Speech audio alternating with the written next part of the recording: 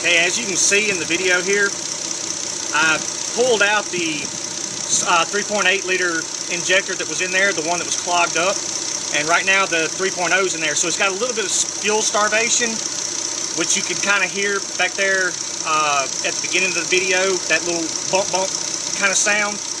Now once I put the new injector back in, or the 3.8 back in there, it should clear up the problem, and I'll make another video showing that.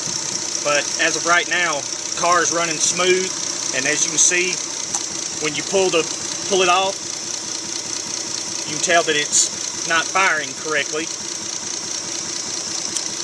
Plug it back in, now it's firing right.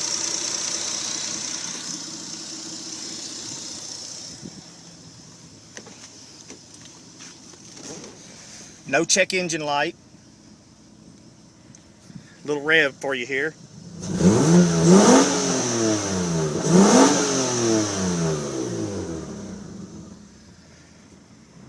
So we got the problem solved, buddy.